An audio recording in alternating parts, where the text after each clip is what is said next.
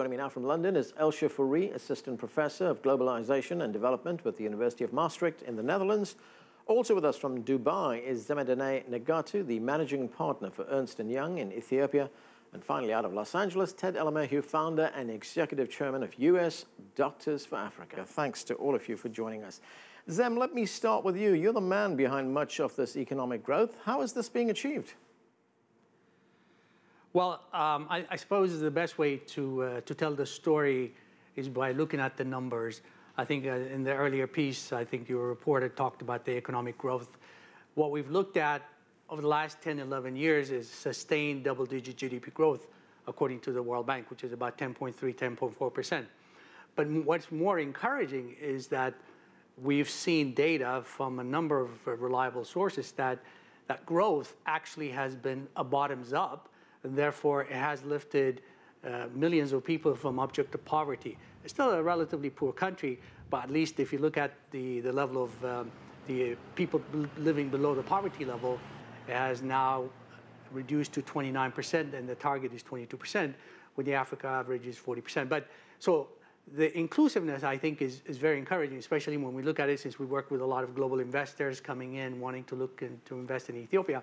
These are some of the indicators. Another indicator that we see, which is also encouraging for investors, is that the growth, as measured, for example, by life expectancy, is very, very encouraging.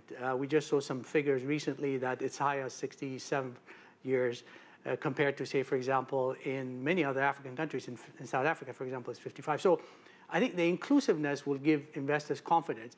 But more and more, and I suppose I'll just check off a few things very quickly, what has been driving the growth is the huge investments in infrastructure that Ethiopia has been investing in the last 10, 11, 12 years.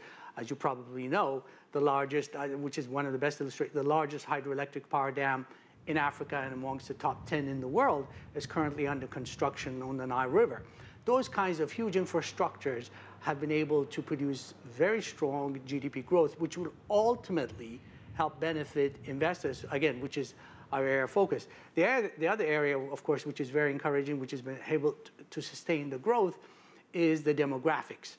The median age in Ethiopia is 20, a country of 94, 95 million people, average age of 20, which means that there's a very large labor pool which can be deployed for investment, and that is starting to produce results.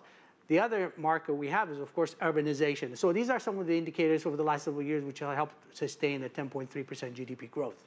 All right, and Elsje, if we look at this growth that is taking place in a country like Ethiopia, it is taking place within new economic models. You've done studies on this. You've looked at economic models that are being brought into Africa right now, especially in countries like Ethiopia and Kenya. You've come up with some interesting findings. Tell us about those findings.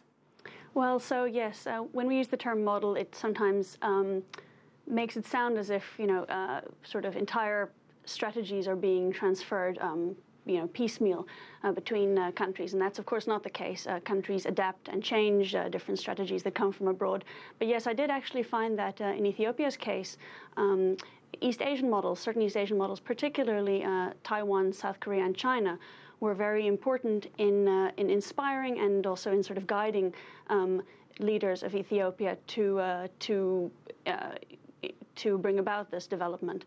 So, for example, Meles Zenawi was very interested in bringing about an East Asian, what he really saw as an East Asian model, and implemented quite a lot of those features. For example, really a focus on smallholder agriculture and agricultural extension at the very lowest rural levels.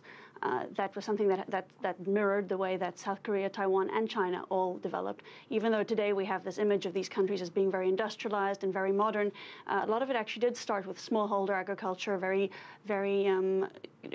intensive investment at the rural area, but in a very sort of very much a focus on the agricultural workers themselves. Also, the investment in infrastructure that was spoken about was something that was very much inspired by the East Asian example, particularly the fact that Ethiopia has been able to take advantage of Chinese firms and Chinese companies coming in and helping to build some of this infrastructure.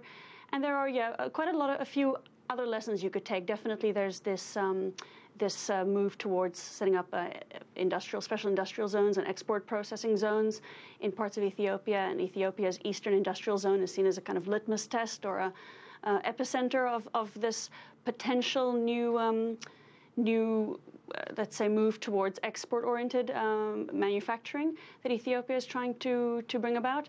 There are also some, let's say, difficulties that arise in this process, which we can talk about later. But you can really see that a large part of how China has sought to develop has now, in a sense, been taken and adapted by Ethiopia itself. Right, Ted, when we look at economic growth, we can talk about investment, we can talk about GDP figures, etc., but there are some real-world benefits for ordinary people, aren't there? We heard Zem talk about the fact that life expectancy is increasing in a country like Ethiopia. What are the other indicators that we're seeing for normal, ordinary people on the ground? Absolutely. Well, let's take back a little bit and kind of remind ourselves where Ethiopia was just 25, 30 years ago. We wouldn't have this conversation back then because the country was known for poverty, hunger, and lots of problems. But the people of Ethiopia, within Ethiopia and all over the world, are just sick and tired of their country being called as such, and they really have mobilized globally.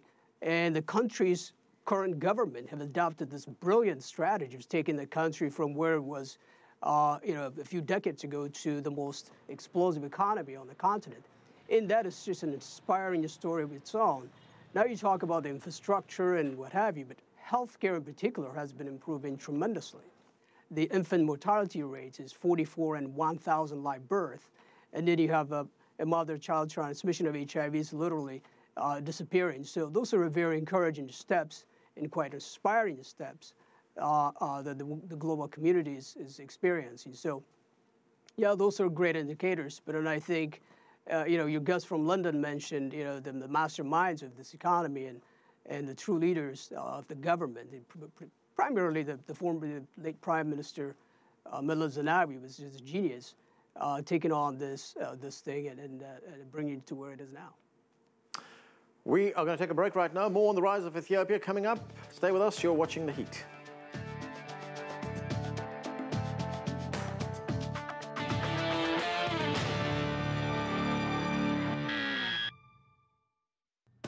You can follow CCTV America across a wide range of platforms. Go to our website, cctv-america.com, for live streaming and up-to-the-hour reporting. As well as news, we have regular updates to our various programs. While you're there, check out some of our web exclusives like One More Question and Chinese Culture.